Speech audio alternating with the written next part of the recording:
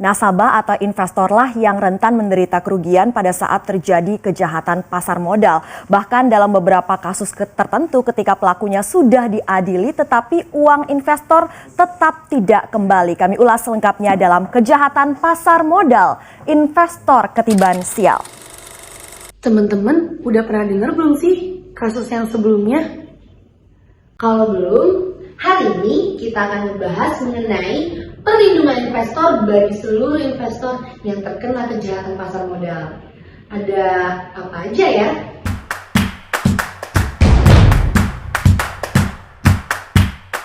Nah, sebelum kita ngebahas lebih lanjut mengenai topik kali ini, teman-teman perlu mengetahui apa sih itu perlindungan bagi investor?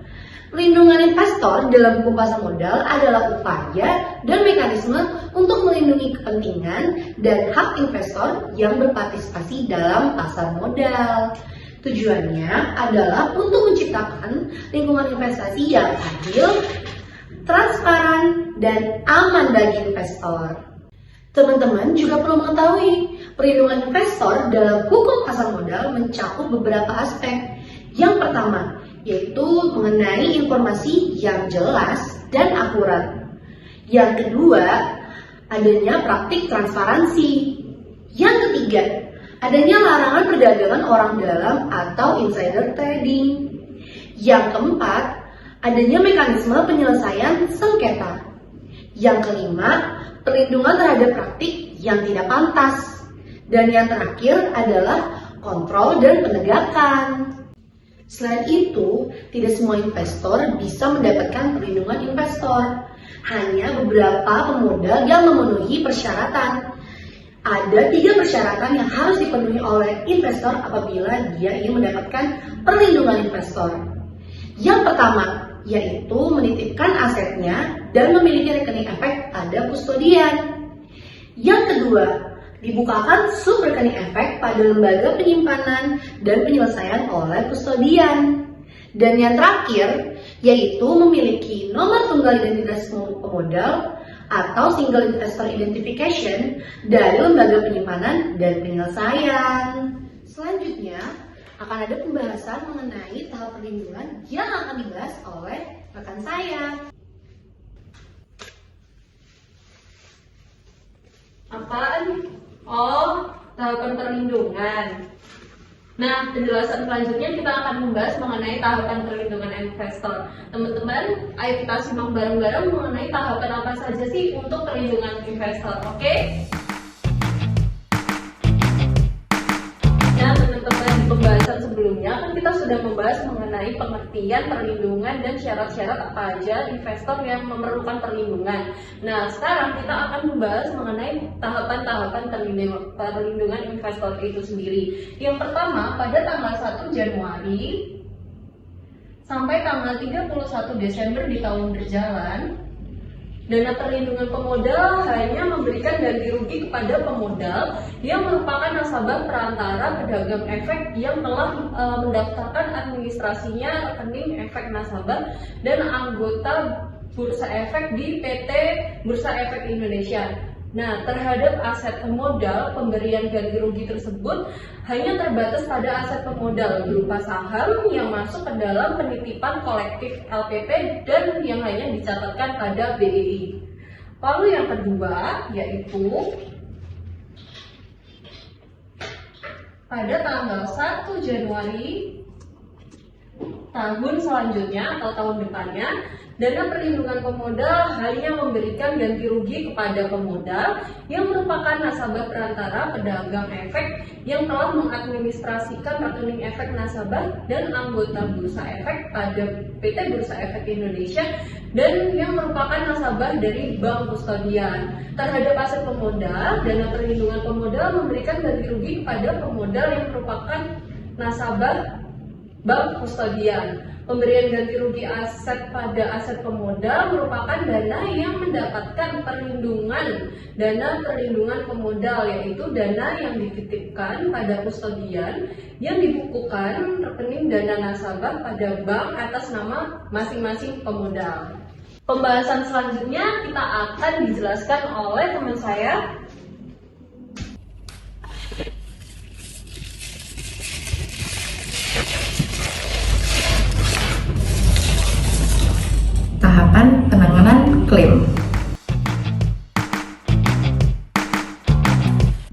penyelenggaraan dana perlindungan pemodal melakukan kegiatan penanganan klaim pemodal yang kehilangan aset pemodal setelah OJK menyatakan terdapat beberapa kondisi.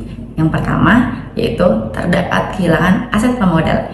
Yang kedua yaitu kustodian tidak memiliki kemampuan untuk mengembalikan aset pemodal yang hilang. Ketiga, bagi kustodian berupa perantara pedagang efek yang mengadministrasikan efek dinyatakan tidak dapat melakukan kegiatan usahanya dan dipertimbangkan izin usahanya dicabut oleh OJK. Atau yang keempat, yaitu bagi bank kustodian dinyatakan tidak dapat melakukan kegiatan usahanya sebagai bank kustodian dan dipertimbangkan persetujuan bank umum sebagai kustodian dicabut oleh OJK.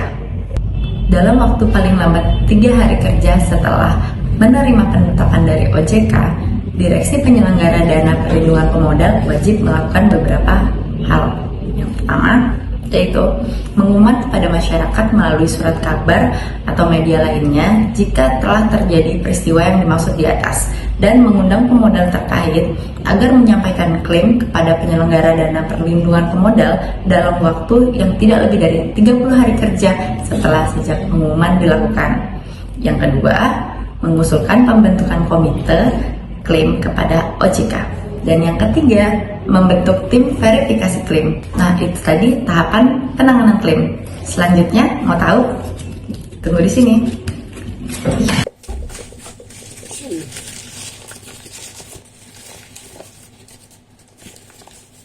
Apakah investor bisa mendapatkan ganti rugi? Bisa. Berdasarkan surat edaran OJK nomor 17 SEOJK .04 tahun 2021 mengenai tentang pengembalian keuntungan tidak sah dan kompensasi kerugian investor di bidang pasar modal, dijelaskan bahwa agar pihak-pihak yang melakukan kecurangan atau mendapatkan keuntungan secara tidak sah tidak dapat menikmati keuntungan yang diperolehnya secara tidak sah, maka OJK dapat melakukan beberapa cara seperti melakukan pemblokiran rekening, kemudian juga bisa melakukan pencairan aset dari para pihak yang melakukan kecurangan tersebut. Yang mana dana-dana ini yang telah dikumpulkan oleh OJK akan dihimpun, yang kemudian nantinya akan diberikan kepada para korban sebagai ganti rugi atau kompensasi kerugian kepada para pihak yang dirugikan. Maksimal dari kompensasi kerugian ini adalah sebesar 200 juta untuk masing-masing investor di pasar modal.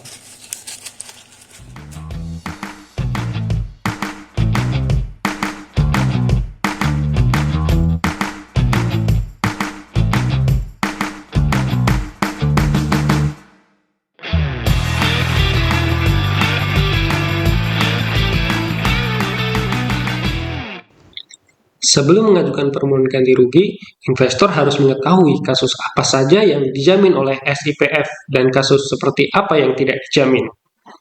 Untuk kasus atau resiko yang dapat dijamin, misalnya ketika investor membuka rekening di sebuah sekuritas, kemudian sekuritas ini mempunyai wewenang untuk mengadministrasikan aset investor seperti pencatatan, penyimpanan, mentransfer, menggunakan, dan melaporkan transaksi.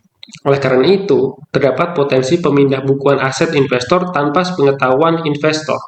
Ketika peristiwa tersebut menyebabkan investor mengalami kerugian, maka kerugian tersebutlah yang dapat diajukan permohonan penggantian kerugian kepada SIPF.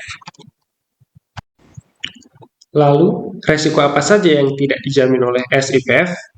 Dalam dunia investasi, tentu ada yang namanya resiko kerugian, seperti resiko penurunan harga atau nilai instrumen investasi. Misal, investor membeli saham sebuah perusahaan ketika trennya sedang naik. Sehari kemudian, saham mengalami penurunan yang cukup signifikan sehingga menyebabkan nilai saham mengalami penurunan. Lalu, investor melakukan aksi cut loss. Maka resiko tersebut tidak masuk dalam perlindungan SIPF. Lalu misalnya lagi, delisting emiten atau emiten yang disuspend oleh bursa.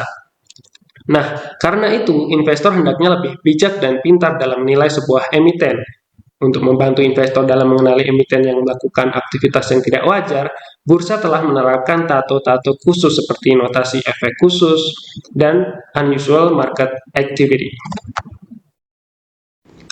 Ada juga saham yang berbentuk warkat atau fisik. Nah, saham dalam bentuk itu tidak masuk ke dalam perlindungan SIPF ya sobat. Jadi, bentuk saham yang dijamin oleh SIPF hanya saham yang berbentuk scriptless atau elektronik. Kemudian, gagal bayar instrumen investasi dan gagal bayar akibat repo juga tidak masuk ke dalam resiko yang dijamin oleh SIPF.